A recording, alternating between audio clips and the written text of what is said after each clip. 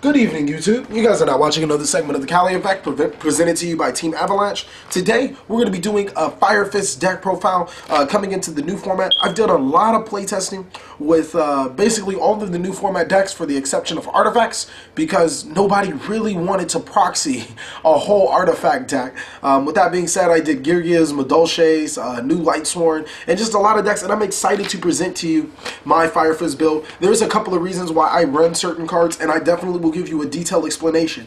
But just to let you know ahead of time, this is not 4-axis. This is not Dragon Turbo.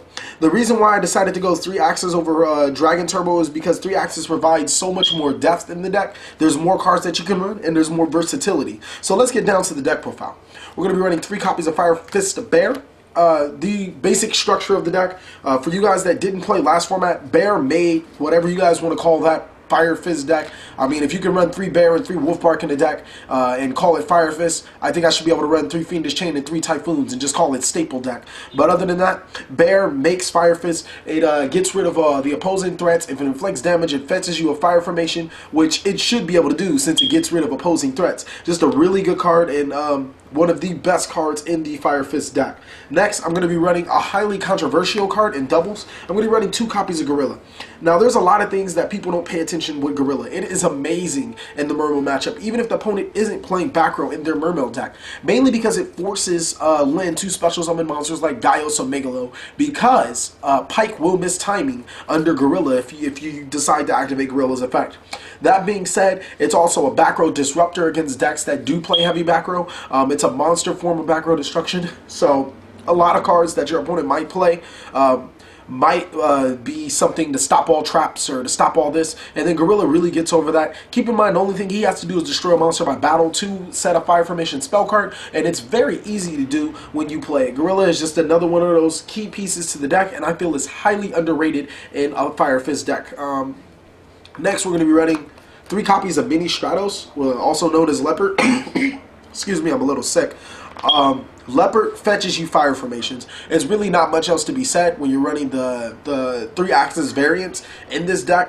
Leopard is going to set up a lot of your plays and get a lot of those fire formations to the field. I run quite a few because, I mean, that's how Fire Fist deck operates. And Leopard really gets you that option and utility, combos extremely well with a lot of the cards in the deck. Next, I'm going to be running 3 copies of the real Stratos.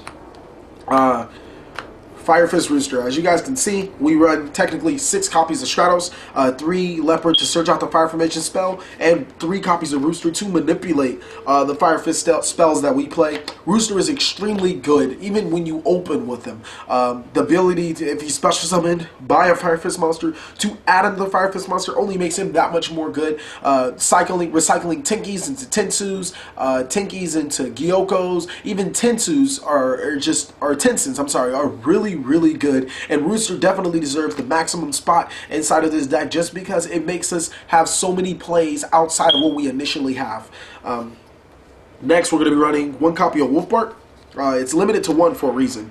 I really shouldn't have to say much about Wolfbark other than that it made its own deck practically, being able to special summon a level 4 Fire Fist monster from your graveyard and then go into a Tiger King, Excision, Honor Arc, whatever you feel is comfortable. Is just a really good card. 1 copy of Dragon. A lot of 3-axis players decided against Dragon just because he kind of forces you to play the trap cards. I welcome the trap cards mainly because Tenzin is a highly underrated card. Making your Rooster 2500 is practically going to say he's not going to be destroyed by battle that turn. Not a lot of low-level monsters that can run over it. Making Dragon 2800 is highly underrated. Being able to get over a lot of those threats that we don't have, and essentially making Tiger King over the 3000 border gets over just about any other card. Cards like Leo that we initially really can't get over.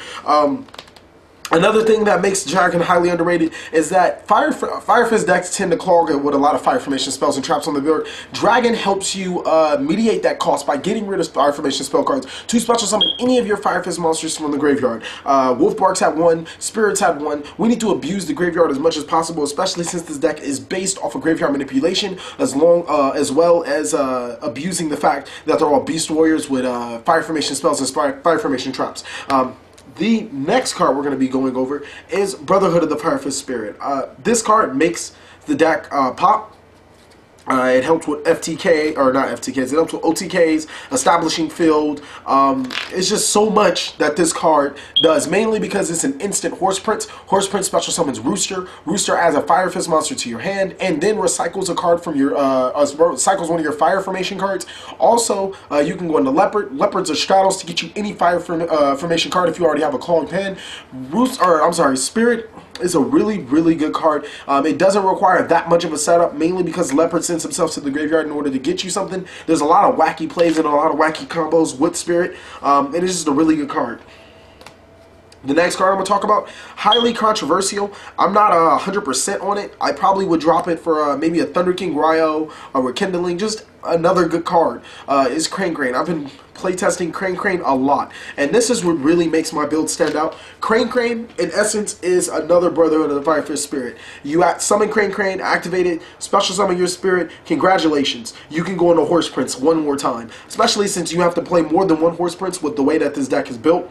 It's just so many options and so many viable ways to bring out so many great combos. But if you're not playing Crane Crane, you might as well. You could drop the Brotherhood of the Fire Fist Horse Prince, and you could drop the other cards that I'm running. But Crane Crane just opens up so much more versatility with the 3 axes going on. It's a really, really, really good card.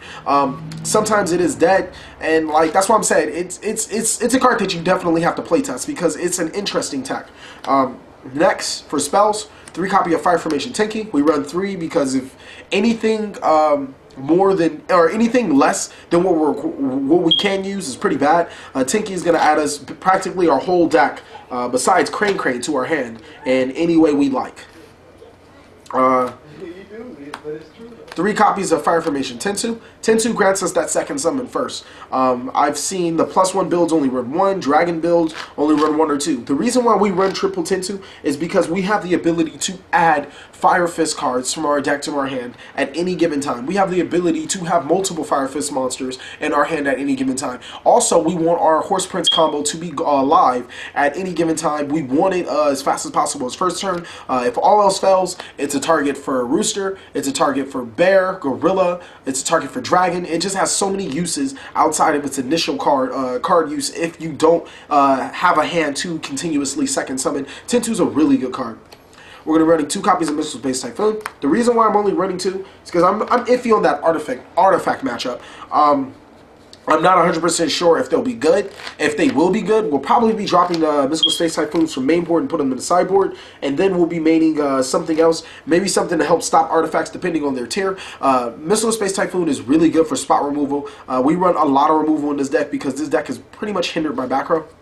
Next, we're going to be running 2 copies of Forbidden Lance. I dropped Lance down to 2 because Fire Fist, this card is extremely good against the Fire Fist matchup, mainly because you can lance your own monster to protect yourself from cards like Mirror Force, Deep Prison, and stuff, and you can lance your opponent monster in a damage step to make them unaffected by their Fire Formation spell traps they used on their Fire Fist monster, and it'll basically net you the advantage later on in the game. I dropped it down to 2 mainly because it's not a lot of cards that I really need to go against that Lance would protect me, and I have a lot of spell and trap destruction inside of this deck. Another highly controversial card is that I'm running triple copies of Fire Formation YuGiOh. Now hear me out on YuGiOh. First of all, it's a Fire Formation card, so it's abusable by all of the Fire Fists that I just mentioned above practically.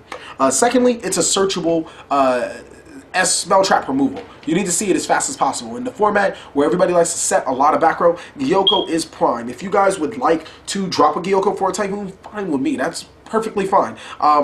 I've actually lost a couple of games because I couldn't search the YuGiOh to stop the opponent's card, and I really didn't want to attack because I knew it was a Mirror Force, and it just basically lost me the game. I already had 2 on the board. YuGiOh is extremely good. People really doubt this card in the back row heavy format. Just that I run 3 Rooster and 3 Leopard to be able to maximize. I can maximize the optimization of YuGiOh. It's an amazing top deck when you're trying to go for a push, and then it's just an amazing card to have in the deck overall against decks that don't really play back row. Then I guess I would be siding him out. But other than that, I really think this card is highly underrated. Next, Dark Hole and Book of Moon. Really no more explanation about these cards. If you can run Book of Moon, then please run Book of Moon. It's one of the most underrated spell cards in this game, just because a lot of people don't know it's a neg 1. Book of Moon can win games. It's just that good. Really not much else to say about it. For traps, triple copy of Fiendish Chain. Now, you have to play Fiendish Chain very lightly, because if you use it the wrong way, it will clog up your field, and it will clog up the field with your other fire formation, spell, and trap cards. On the good side, it is amazing with Vulcan. Being able to negate an opponent's monster, go into a Vulcan play, bounce your Fiendish Chain to your hand, and bounce the opponent's monster is pretty good. It allows you to net a lot of advantage, and Fiendish Chain is a really good card this format. 2 copies of Tensen. I really don't need any more than 2. I really don't need any more fire formation trap cards. Tensen allows you to, like I said, give you any of your Fire Fist monsters that boost. Your opponent can, practically it says your opponent can't run over your Fire Fist because you're always going to win that battle. Highly underrated and works so well with Dragon. Another card I want to talk about is Vanity's Emptiness, the Floodgate card. First and foremost, Vanity's Emptiness wins games, period, on its own right. Vanity's Emptiness wins in the Mermail matchup, it wins in the Heretic matchup, it wins in the Madolche matchup. It's so many tier 1 decks that just completely fall on their face just because of Vanity's Emptiness. It is a floodgate card. It stops the opponent from special summoning. We have the ability to manipulate how long we want Vanity's Emptiness to stay on the field with our Fire Fist monsters, and the fact that most of our spell cards are continuous and most of our trap cards are continuous as well. Vanity's Emptiness plays a huge role in just shutting down the opponent. Almost has that Royal Oppression-like effect when you can summon and go off and go into your Horse Prince combo, and then set the Vanity's Emptiness, prevent your opponent from destroying. And then another thing I want to talk about is the logic behind Vanity's Emptiness. A lot of people say that Vanity's Emptiness is bad is because if I activate it, later on, I guess you can Typhoon another one of my cards, and then my Vanity's Emptiness leaves away too.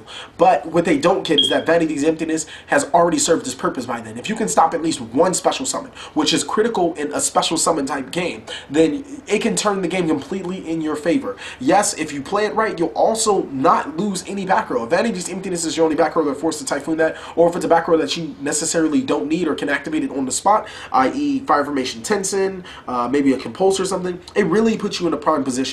I really don't worry about people blind MSTing me, because they're typically saving it for cards like Tenki, my Gyokos, my Tensus, just all my other Firefish cards. It brings a lot of attention away from Vanity's Emptiness, and then I can just shut them down completely.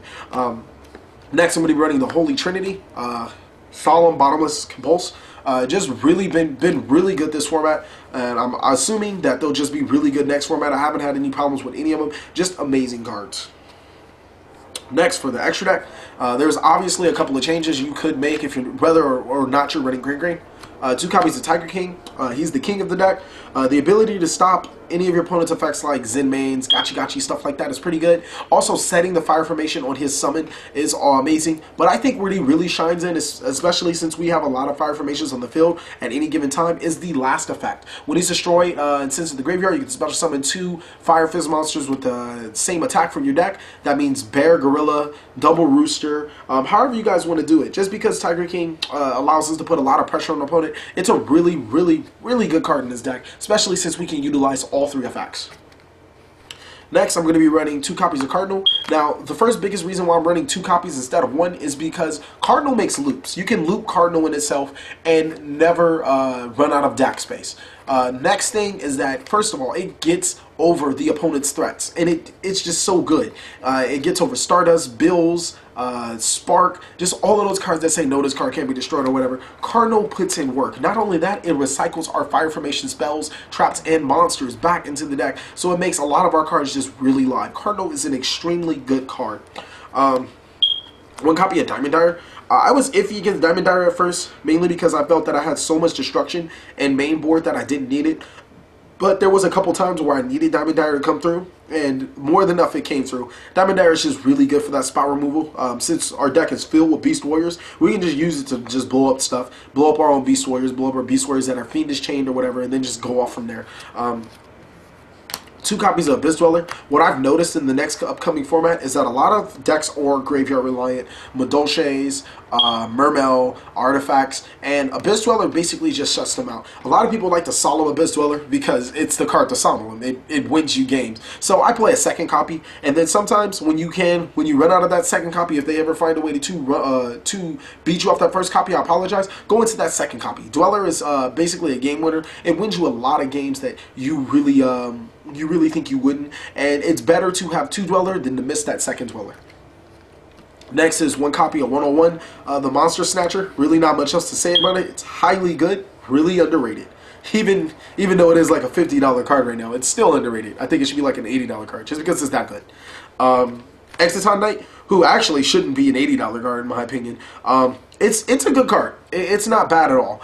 The ability to destroy all cards if your opponent outnumbers you. Typically, since we're a Fire Fist player, and if you're a good Fire Fist player, you're going to outnumber your opponent almost at any given time, especially since your fire formations stay on the field. But when the time calls for Exciton Knight, summon them, destroy, wipe your whole opponent's stuff, and get on with the game. I don't think I've ever used it in Fire Fist, but I know when I do, I'm going to really, really need it. One copy of Gaga Cowboy. It's Gaga Cowboy. One copy of Lion Emperor. Lion Emperor is just that card. It's just that card. It helps you recycle those fire formations. Nothing else to be said about them. And then Mecha Equipped Engineer for that Crane second target. If you ever special summon the Rooster or the Leopard and just want to equip, go into a quick exit, Mecha Equipped Engineer protects your, all of your monsters from being destroyed. I think this card is extremely good. Just that protection. It allows us. It allows us to go off if our opponent still does have that back row. And it's just a really good card. I would be taking out Equipped Engineer and a Horse Prince, and you can put in something like a Stroke and maybe a second 101 or whatever you guys want to if you're not playing the Crane route, and maybe just rekindling. It's whatever you guys want to do. But next we're going to be playing 2 copy of Horse Prince. Special summons Brotherhood of the Fire Fist from the deck. It's just a really, really good card. How we get our play started. It's how we get the game going. It's just a really good card. I really can't explain it anymore. And then last is 1 copy of Beast Lord Vulcan. Don't summon it often unless it's with Crane, but Beast Lord Vulcan wins games. It's just that good. Recycling Denki, any of our fire formation spells or traps, Fiendish Chain, Vanity's Emptiness. I don't know how that would have happened, but sure. If your opponent's not paying attention, then go into Vulcan and then bounce back your Vanity's Emptiness because you're that good. But Vulcan just gets there. Next, we're going to be going on for the side deck. Now, this is my biggest problem with the side deck, is because we don't really know what's going to be the meta. So you really can't side for no meta. I basically sided what I saw at locals when we play tested, and then we went accordingly to there, and I'm going to explain. 3 copies of Scrap Iron Scarecrow, or Swift Scarecrow. Heretics and Geargias like the OTK us before we can make our strong pushes. If they can't OTK us, they typically don't win at all. So Swift Scarecrow stops them from running us over, OTKing us, doing whatever. As soon as they're done with all that big push, we just go off. And it's nothing they can do to stop us. Skill Drain, yeah, that's fine. We got Typhoon. We have a whole bunch of other options. But that's just completely fine. Swift Scarecrow is the card for stopping the opponent from OTKing, and then we just go off on them because there's not much that they have against us. 1 copy of Thunder King Ryo. Like I said, I would probably mainboard it if I was taking out the Crane. But Thunder King Ryo does, on its own, win games as well. Being able to prevent the opponent from searching. The biggest thing that's hurt by us is Tinky, which you should play it smartly, kind of like how Gadgets play Thunder King. But it's just a really good card. 3 copies of Maxi. Now, I run 3 copies of Maxi for Sylvans, Dolce, Mermail, stuff like that. Or actually not really Mermail because Vanity's Emptiness tends to take care of them. But Maxi gives us those really good options, a lot of cards in our hand, and we'll just typically be able to counter Swarm Move. This deck really isn't about...